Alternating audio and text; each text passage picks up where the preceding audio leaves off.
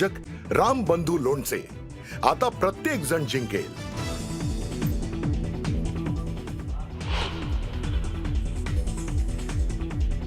स्थानिक स्वराज्य संस्थांच्या निवडणुकीच्या निकालासंदर्भात सुप्रीम कोर्टात याचिका। आव्हान याचिकेवर आज सकाळी 11 वाजता सुप्रीम कोर्टात सुनावणी।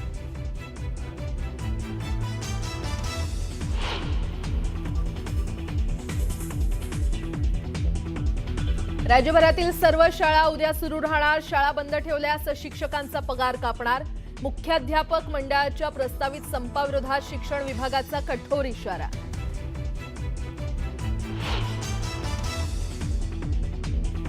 मुंबई पालिकेत शिवसेना उबाठा आणि काँग्रेससोबत आघाडी करणार। आघाडीबाबत उद्धव ठाकरेंची दिल्लीत खरगेंसोबत बैठक होणार, सूत्रांची माहिती।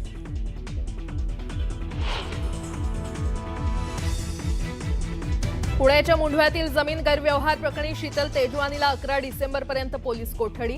तपासात तेजवानी सहकार्य करत नसल्याचा पोलिसांचा दावा।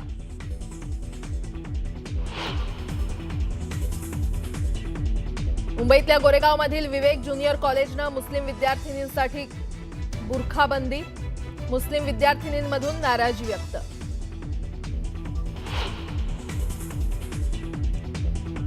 मुंबईतल्या राणीच्या बागेत 1.5 महिन्यात 2 वाघांचा मृत्यू। शक्ती वाघापाठोपाठ शक्तीचा बछडा रुद्रचाही मृत्यू। वाघांच्या मृत्यूबाबत उच्चस्तरीय चौकशीची भाजपची मागणी।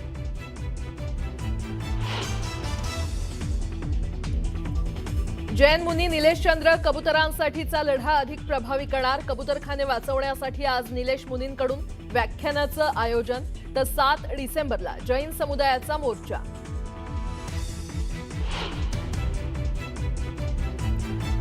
रशियाचे अध्यक्ष पुतीन यांचं मोदींनी प्रोटोकॉल बाजूला ठेवत विमानतळावर जात गळाभेट करून केलं भव्य स्वागत। विमानतळ ते पंतप्रधान निवासापर्यंत एकाच कारनं केला दोन्ही नेत्यांनी प्रवास।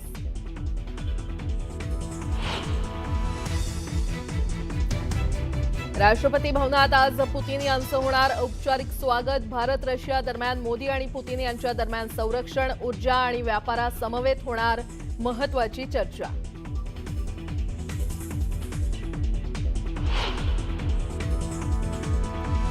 आणि इंडिगोच्या 48 तासात 500 पेक्षा जास्त फ्लाईट रद्द। तांत्रिक कारण तर कर्मचारी अनुपस्थितीचा सेवेवर परिणाम।